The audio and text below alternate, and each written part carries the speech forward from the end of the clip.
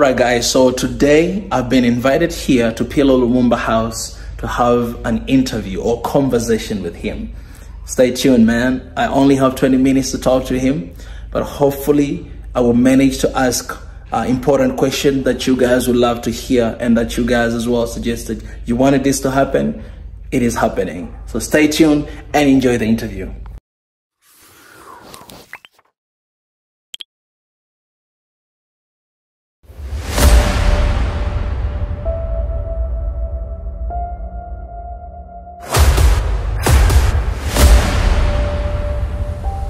This is the journey to one Africa.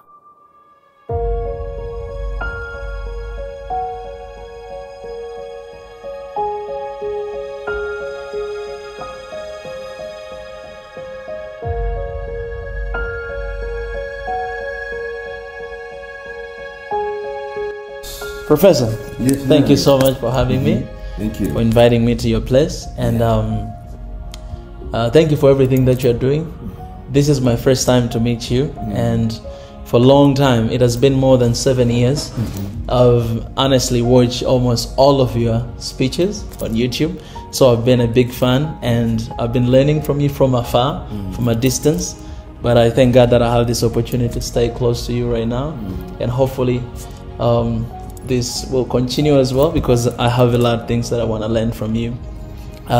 But apart from that, I'm leading a community, and for a long time they've been wanting to have this conversation. So I'm here representing our community, Swahili Nation, and there's just a few questions that I would love to get to know from you.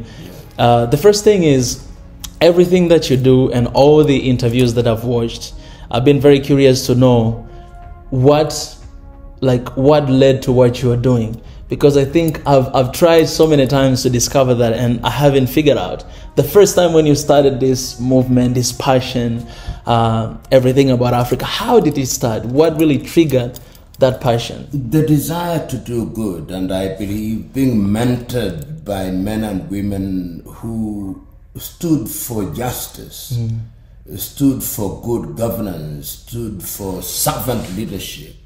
Some of them mentoring me remotely, some of them mentoring me practically. Individuals such as Julius Kambarage Nyerere, whom I had the privilege of meeting as a student in 1984, and had the privilege of working with people like John Garang de Mabior, whom I had the privilege of meeting when he was alive and worked with as a student. These are individuals who in many ways represented a category of people who simply wanted to do good. Yes. And that has been the motivating factor, the recognition that the more we remain disunited, the weaker we are and the more exploitable we are. And that indeed is the driving force. And why for a long time, for many years, we have seen a lot of things not going in the way that we want them to go, us as Africans, maybe even being disappointed as well. Why you still remain the same, having hope for Africa, having hope for youth, having hope for this continent? Where is that coming from? The history of humanity, the history of life is a history of trials and tribulations. And history has demonstrated consistently and times without number that those who ultimately win the race are those who remain optimistic. And therefore, when we judge ourselves, we ought not to judge ourselves too harshly. Remember that this is a continent that has borne the brunt of slavery, borne the brunt of colonization, is now bearing the brunt of neo-colonization, borne the brunt of our very own individual politicians and in their collectivity who do not desire to serve the community. And when we realize that that is the situation, we cannot surrender to those unfortunate realities. It is our duty to try and be agents of change. And once again, I must go back to Mwalimu Kambarage Nyerere, who said, it can be done. Play your part. And it is incumbent upon us to remember that throughout history, it is young people who have brought about changes, whether you talk about the struggle for political independence in Africa, it was young leaders. Yes. Mention all of them, whether it's Nkrumah, Ture, or Modibo, or Amilcar, or Lumumba, or Nyerere, all these were young individuals. And if you go into other civilizations, Martin Luther King Jr., Malcolm X, Bantu Stephen Biko, Nelson Mandela, Walter Sisulu, Samora Machel. And if you look at that, these are young people who have always come out. You remember fondly the activities in South Africa, in the Sharpeville massacre, how they came about, the Soweto massacres, how they came about, and even when some within their ranks are killed, that blood waters their enthusiasm. And that is what we must do going forward, in the knowledge that we are mere mortals. Yes. And we are but on the stage for a few years, and we help build the thing that we desire, block by block, yes, village by village. And that brought me to another question, Professor. For a long time, you've been talking about decolonization of the mind. And, you know, when I travel, I came from South Africa, and when I go to countryside, I see the need of education. And not merely the professional education, but the education of knowing who we are. Yesterday we were having here conversation, and one of the things that came to my mind that I think more than just, you know, locking down ourselves from the rest of the world, maybe perhaps we have to lock down our mind, in the sense that decolonizing our mind first. If we understand who we are and we know that we have a role to play in the world, then I believe we'll be able to go there and shine here in Africa and even international as well. So my question is, how can we bring this education of decolonization of the mind, especially in the rural village? Because there they don't have internet, they don't have this access that we have. Yes. You know, there is a beautiful Swahili saying, Jishinde, ushinde. Yes, yes. Once you conquer yourself and you know who you are, that is when you can actually achieve victory. Yeah. I've been listening rather frequently lately to a speech delivered by Marcus Garvey in the 19th century, where he says, know who you are. You must know who you are, because it is by knowing who you are that you actually are capable of defining what you need and what you want. Absolutely. And formal education that you and me have had the opportunity of going through must be seen for what it is. It has its value, but it was also an exercise in indoctrination. If you are colonized by the British, they indoctrinated you. The French indoctrinated you, the Belgians indoctrinated you, the Portuguese indoctrinated you, the Arabs indoctrinated you. And that's why when Fela Anikula Pokuti of Nigeria says, teacher, don't teach me nonsense, I hear Fela. And he is saying that in the midst of all that we call education, we must be able to distill the things that are truly useful to us. And that can only be done when we educate the masses. Yes. And the masses are not to be found in urban Africa, they are to be found in rural Africa. That's true. And that is why the thing that we now call civic education is very critical. But what kind of education? It is the kind of education that opens their eyes. And when I look at some of the early leaders who are clear in this thing, they had what they call political education. People like Samora, people like Nyerere, people like Amilcar Cabral, people like Modibo Keita. These were people, Ahmed Ben Bella in Algeria, they said, we must start from the grassroots. We must begin to educate our people and tell them the ideals, what Nyerere used to call the taboos, the things that you just don't do because it is not right to do them, and the things that you must do, which are the ideals. And I urge younger people to read Azimio la Arusha. In Tanzania in 1967-1968, which formed the bedrock upon which Nyerere at that time and TANU and later Chama cha Mapinduzi wanted to interact with people. If you look at that document, Azimio la Arusha, and it's one of the critical documents in political education, then you are able to recognize that it is important to go to rural Africa and talk to the people and create an environment where they can learn about themselves, learn about their society, learn about their role in society, and therefore become good members of the society. And when they do that, they do it very effectively. Educating the people must be from the grassroots. Yes. And we must understand this in the context of what other civilizations have done. And that is how, when I talk about Azimio la Arusha and what Mwalimu Nyerere tried to do, it had its own weaknesses. Yes. But you cannot fault the reasoning behind it. The reasoning being that if you educate the masses and they are better able to understand who they are, and they are able to understand what the society expects of them, then they become good members of the society, then their contribution to the society becomes effective. If you look at quite a number of countries in those early days, you organize people and communities around 10 homesteads.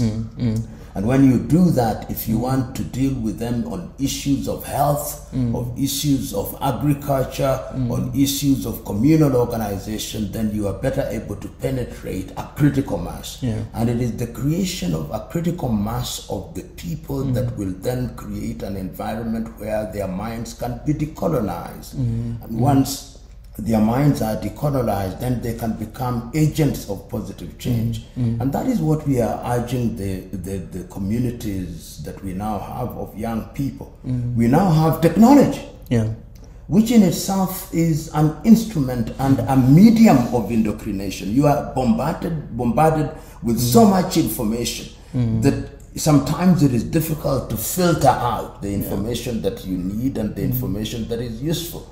So we must be very clear how we consume the information that we interact with. If you go to countries in the East, such as China, Korea, Japan, Thailand, you see a deliberate effort on the part of those societies to create a critical mass of young people who are saying, I love China, I love Thailand, I love India, I love South Korea. They love themselves.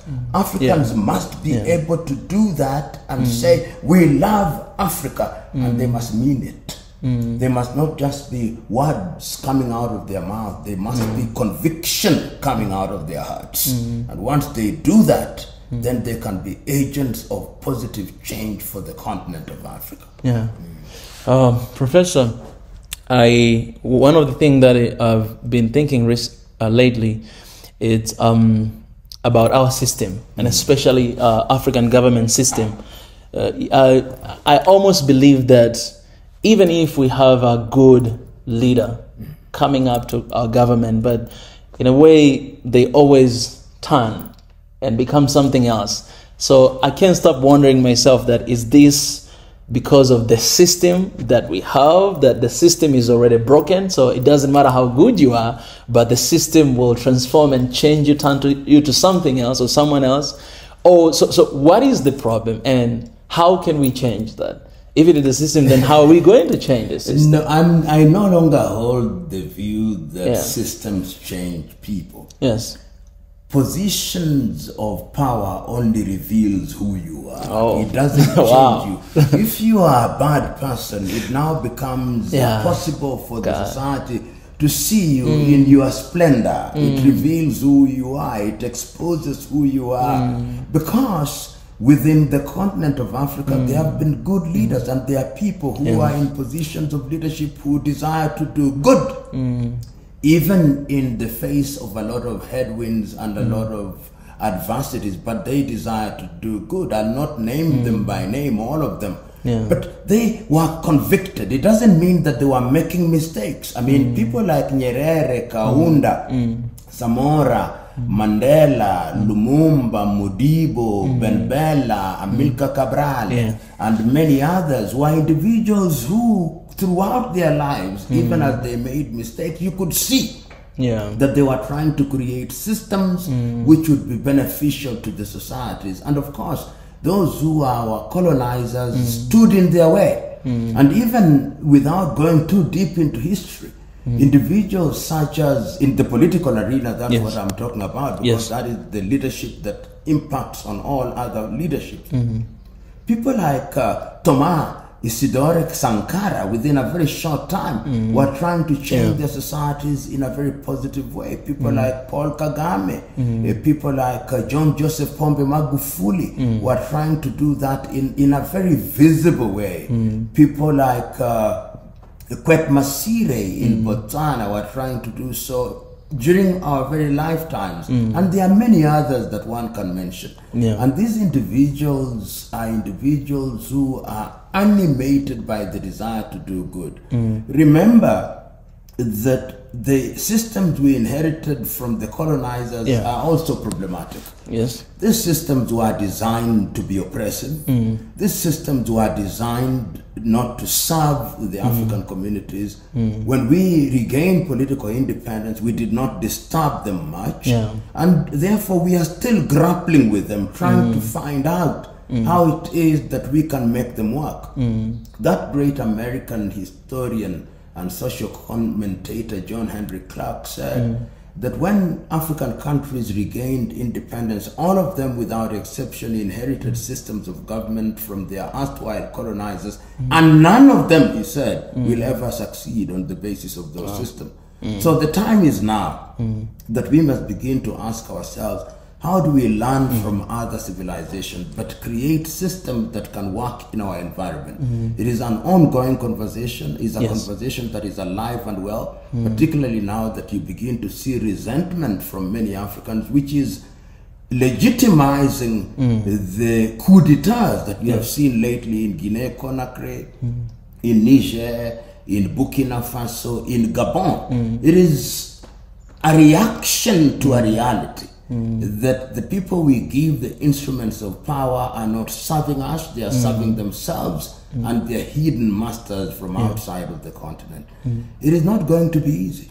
It is not going to be done and achieved in one generation. But we must keep the faith alive in the knowledge that endurance winneth the race. One thing that young people can learn from His Excellency X Magufuli, so you had an opportunity to meet up with him. If there's one thing that you will tell our youth to learn one thing from him. You know, conviction. Magufuli was convicted. He was persistent. He was courageous. And conviction and courage to do good are essential ingredients, particularly when you are working in an environment where you have many naysayers who only recognize that you are doing good when they have seen the results. The process is painful, but the result is desirable. As the old saying goes, you can't make an omelette without breaking the egg. And that is what we in Africa must recognize. Sometimes you've got to bleed in order to heal. Well, what is your opinion on BRICS? You know, we must go into BRICS with our eyes open.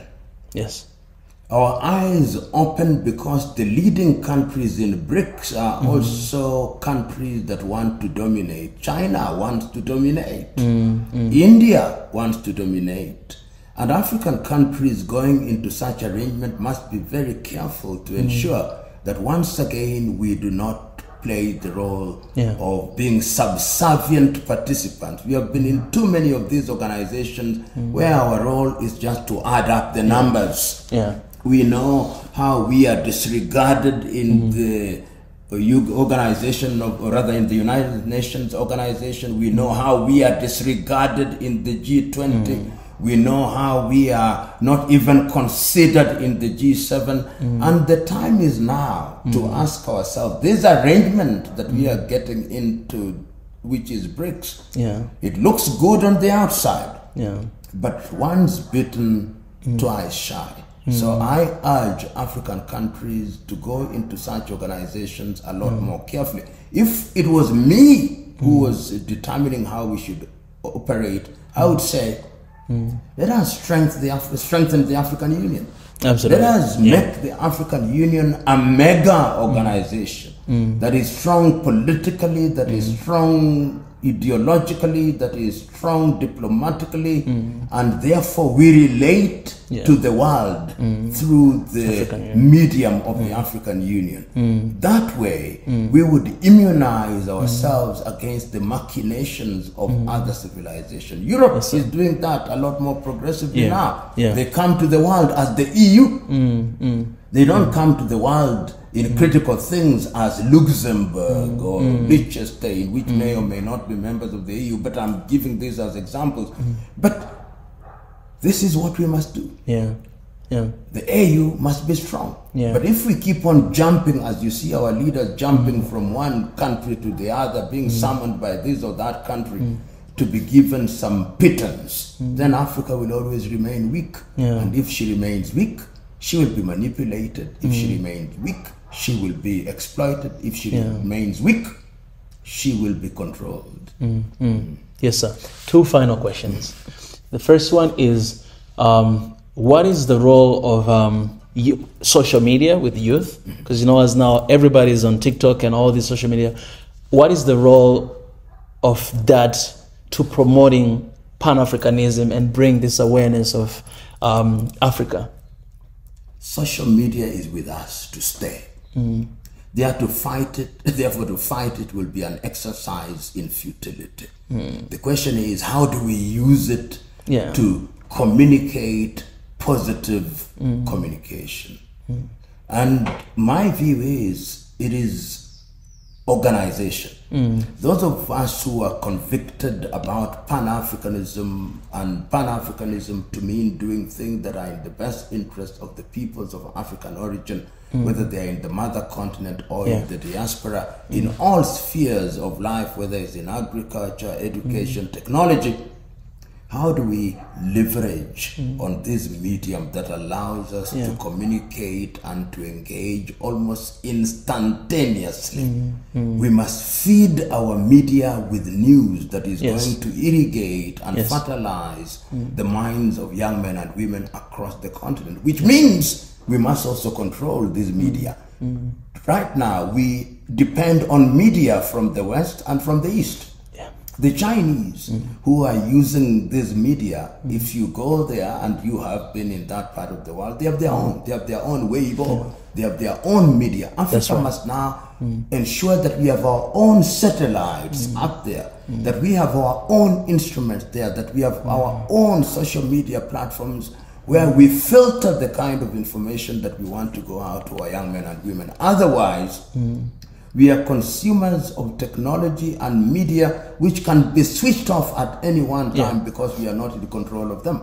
So the next stage in the Pan-African struggle is to migrate from this media in order to ensure that we create things that are custom-made for the benefit of the continent of Africa and our peoples. Wonderful, wonderful, Professor. Final question. It is about the foundation that we just launched 2 days ago, PI. What is all about, and how can people get involved? Even myself as well, I would love to be involved. The Pan-African Institute, which we launched on the 9th day of November at Lukenya University in Kenya, is an institute that has been brought about to create an environment where we can incubate ideas which are Pan-Africanist, and Pan-Africanist understood to mean things that will benefit, as I've already said, the people of Africa, whether they're in the mother continent or in the diaspora, in all spheres of life, whether, as I've said, and I repeat it for effect, in agriculture, in education, in health, in all spheres of technology. And once they have been incubated there, they will then be deployed across the continent for purposes of their being monetized and they are being propagated to improve the quality of people's lives. What we have done in Kenya is simply to launch. This is a launch pad. We expect to have this footprint everywhere in the continent of Africa. in Lusaka, Zambia, in Dodoma in Tanzania, in Kampala in Uganda, in Accra in Ghana, throughout the continent of Africa, so that we can have discourses of our own, so that our intellectuals can begin to have debates which are beneficial to the continent of Africa. You see, all other civilizations have institutes of this kind. The Chinese have their own Confucius Institute and all these institutes. And all these institutes that we see from different parts of the world are institutes that are designed to benefit them. And we too, we must not just agonize, we must organize. And what we are telling the world and Africans is that we are now in the organization phase. That is where the Pan-African Institute comes into being. It is not going to be easy. It is going to be a long and sometimes painful battle, but we have begun. And the work begins now. The launch is the easy part of it. The journey begins. And it is going to be a journey that is going to be undertaken and sustained by young intellectual warriors in the continent of Africa and in the African diaspora. You better be involved, Professor. My final request, I want to be your son. I know I told you this one. No, as I've said, all, as many as are Pan-Africanists, as many as are convicted in the journey of making sure that the mother continent is a continent that deserves to be served, there are as many as will be our daughters and sons. Thank you so much. So be blessed. Amen. And welcome. When we create these things, we are saying, you are the ones who are going to make them work. Thank you so much. Make them work. Make them work in the knowledge that what you do will be useful to humanity. Make them work in the knowledge that when we plant the seed, the seed must be watered, the seed must be pruned, and ultimately the tree will grow, and ultimately under the shade of that tree, we will have comfort. The saying Kiswahili, mchumia juani, hulia kivulini, mgaga na upwa, hali wali mkavu. Thank you so much, Professor. Asante sana. Thank you very much. Take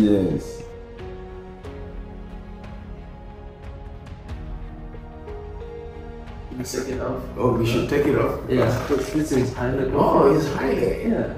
Good. And we brought it to you, highlight honey as well. This is beautiful. Yeah.